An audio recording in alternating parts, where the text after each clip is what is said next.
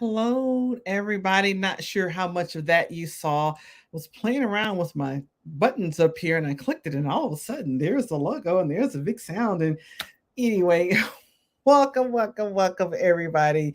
You know that I am right here every Wednesday, same bat time, same bat place. And got a treat for you this week. I am sharing with you the 7 tips for employees transitioning to middle level management. And it is what it is, and that is what we will be talking about. So I'm going to give folks a couple of moments to hop on. If you can hear me, drop a number one in the comments to let me know you can hear me. And as well, let me know where you are hopping on from. I'm traveling to Hawaii later on this year, but my goal is to go a little bit further than Hawaii. We'll see how that goes. So, in the meantime, I travel vicariously. When you tell me where you are, I can imagine. If I've been to your state or your city or your country, I can imagine what I did. I remember what I did, or I can imagine what I would do if I go there. So, welcome to everyone on LinkedIn. Welcome. For those of you on Facebook, welcome as well. And for those of you catching this on YouTube, you too are welcome. Thank you for hopping in. And I'm going to do a refresh here. I try to pop over to be sure my sound is working. And I've given people a few moments to hop on. So let me just check and see on my LinkedIn page. Alrighty. Yes, it is. Yes, it is there. Yes, I think we are all systems go. Now, please do feel free to leave your comments, chit chat with me. A lot of you out there have experienced some of the things I'll be talking about. And do share your comments so we can all learn from each other, right? I may be sitting in this chair talking about it, but I know collectively we all have tons of experience, right? And so, again, we're talking about the 7 tips for you transition into middle level management. So, for those of you who don't know me, I'm Dr. Twanna Carter. I am a career transition coach, and I help high achieving professionals overcome that doubt and anxiety that can come with transitioning into a new career. And I do that by helping them to communicate, recognize, and then definitely communicate their unique value. And also by instilling a deep sense of belief in their own strengths and abilities so that they can confidently and courageously create success on their own terms and pursue a path of purpose that's meaningful to them, right? And so that is who I am. So without further ado, someone let me be sure. I want to be sure. I've done lives before, there was no sound. I just want to be sure that you all can hear me. So do drop a one in the comments for me. All right, so let's go ahead and start. Now, tell me this, when you hear the term middle management or middle level management or middle level manager, what comes to your mind? Let me know in the comment. When you hear that title, what other titles or what comes to mind for you when you hear middle level management? Because it's a term, that you see all over the place. I was doing my research, it is everywhere, and everybody has something to say on it. But I want to know, when you hear the term, what do you think about? What do you think about? I have folks that come to me and they hire me as a career coach because they want to jump into management.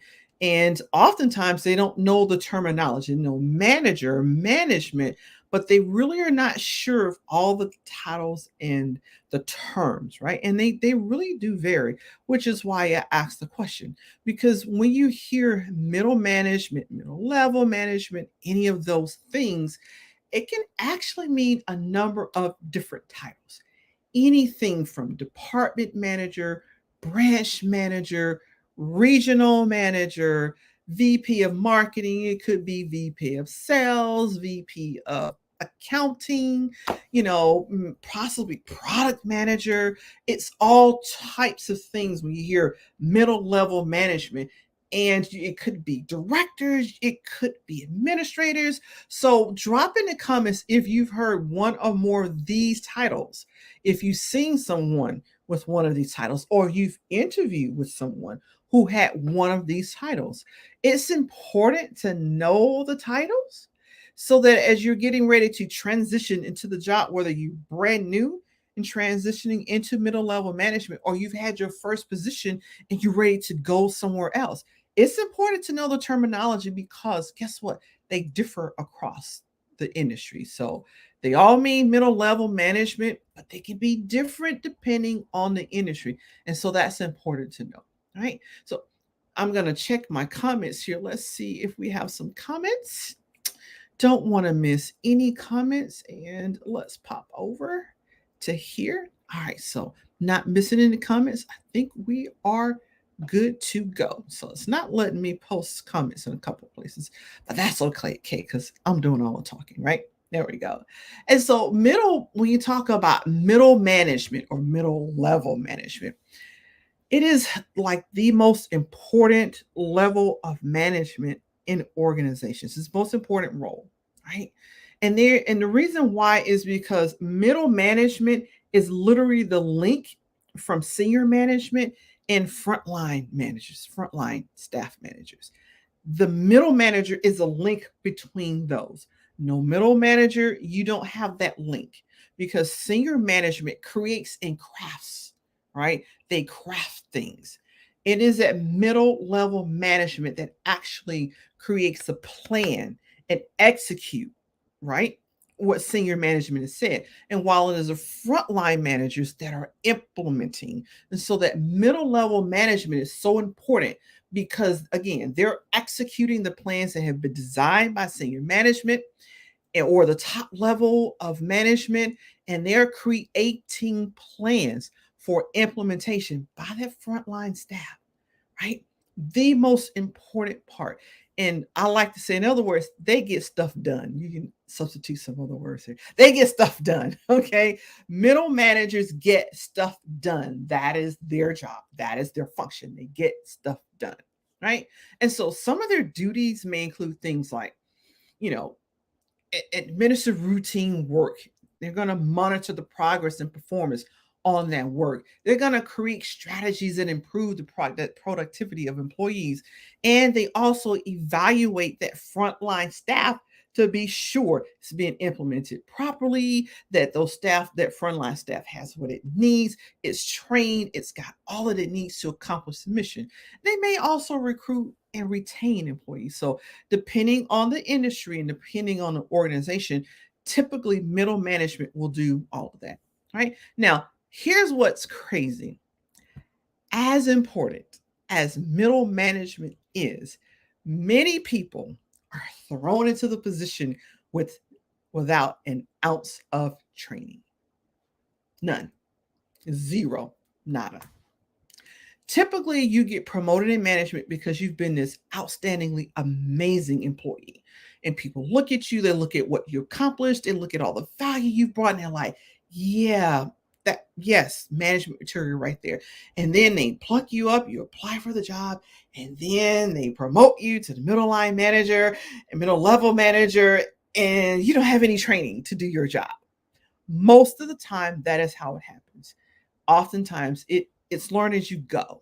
It really is learn as you go, which can be really stressful. It's extremely stressful, especially if this is your first position as a middle level manager. Very, very, very stressful. But that's how it goes. Many people don't. You know, and we've all probably, give me a 2 in the comments. Have you worked for a manager that was just horrible? Just you kind of wonder how they got the job. How many have been there? You know, the reason why is because a lot of managers were stellar employees. They're confident, they're competent, and then they're plucked out of being an employee and put into management without the training. And sometimes that is why you see what people call piss poor managers. That's why you will see it. They haven't been trained, right? And so over time, Most of them do go on to, to learn as they go. They do their job, they do it well. But, some of us have suffered through that learning curve, and it's unpleasant. I mean, it is unpleasant. So I know that, again, I get a lot of folks that come see me as a career coach because they want to transition into management. And so here are my 7 tips for employees who want to transition into middle management. The first thing that I would recommend you do is get a mentor and a sponsor. They're not the same, right? The mentor will help you hone your skills, they'll give you career advice, and they serve as an advisor in that particular role, and help you. It's just, mentors have a very important function. It is very important if you need somewhere to go, especially, if you're a brand new manager and you're like, I this is throwing me for a loop. You can go talk it out with your manager. Your manager may talk to you about it, give you resources, recommend folks to you. That's what a mentor is going to do. A sponsor, however, is going to advocate for you. He's going to take you under his wings. She will take you under her wings, and they sponsor you. They go to bat for you. They throw your name in the hat when management positions come up. They're there advocating for you on your behalf in that meeting. Whether you're an attorney, you're a nurse, you could be a doctor, you could be a project manager, software manager, coders, software, whatever it is, that sponsor is advocating for you to get that management position. The difference here is that the sponsor has the juice to get you that management position, not so necessarily your mentor. Especially your mentor could be outside of your company, so they're not going to have the juice to get you promoted. That's why it's so important to have a mentor and a sponsor, because the sponsor has the juice to get you where you're going to go. And when you get there, they're still advocating for you. They're still talking about people. They're still helping you, so that once you've done at that level, they're also sponsoring you to the next level. It's important to note that sometimes people who are your mentors can go on, if they're in your same unit, company, organization, they can go on to become a sponsor, but not necessarily so. But it can happen. So, number two, if your company does not have a management training program, then take the initiative and get management training. Get entrenched in the theories of management, right? Take courses, take seminars, interview people, do everything that you can to learn the theories, how to manage people, how to conduct yourself. What are the best ways of going about doing it? And when you do that, you can look at and see other managers and start picking out, okay, they're doing this because that they're doing this. That's not working for them. And I can see why they tried it. But you need to know that up front, especially when your company doesn't do management training. There you have it. Now, number 3 is learn situational leadership. You simply cannot use the same strategy managing one manager as you will managing another. It doesn't work. People are different, right? And so you do have to be able to manage your frontline supervisors, because you're the middle person. You got senior up here and you have your frontline supervisors down here. You're in the middle, so you get what's coming from the senior level management, and you got to learn how to manage your frontline managers so that they implement and do what's need to be done, right? Because you're doing the performance management. So definitely learn situational leadership. Number four is to say, get to know your people. To effectively manage people, you got to know them. You have to understand them. What are their strengths? What are their weaknesses? What's their short-term goal? What is their long-term goal? What are their goals? What are their motivations? There's nothing worse. And I've been at some workplaces like this where person says, "Hey, I want to be a manager." And then the current boss gets pissed off. It's like, you became a manager. Why wouldn't someone else? Don't be that manager. Advocate for your people. Know who wants to get promoted. Understand where they are coming from. You should know things like whether they're married or they're single, whether they have pets, whether they vacation, they got pictures on the wall, where they vacation, schools they went to, hobbies. Do they have a sports team? Are they SEC? Okay, I know SEC. What can I say? I know there's some other people out there, but I'm from the South, so it's always SEC. But yes, or are they just NFL? Are they basketball? Are they golf? Whatever. Those are things that really helps you to understand and know your people. But also understand that this is going to how you get this information, how you learn people, it is going to be different for each and every person. Expect that, understand that, right? Absolutely, because some folks have come out of toxic work environments, and when their boss comes around being all nice and trying to speak and learn information, they're gonna look at you like, no, no, no, no, no, I don't trust this. I don't trust this at all. Some folks have just been bullied in the workplace, and or they're having family problems, and so they can make getting to know them a challenge. But you have to live up to the challenge. It's more than worth it. It is absolutely necessary, and you'll see why. I'm going to allude to something else. Why? Right? So, number 5, become a master communicator. Now, I alluded to it before in number 4. People require different styles, or people have different styles of communication. If someone is an introvert, their style of communication may very well differ from the extrovert, and the extroverts may well differ from the ambivert. We're all a little different. So become a master communicator and communicate to the people how they get it. You will never be disappointed when you communicate with people how they like to be communicated with. I remember placing someone in a job, and one of the things was, don't curse me, don't curse at me. I don't do that. And they're like, oh no, we don't do that here. We don't do that here.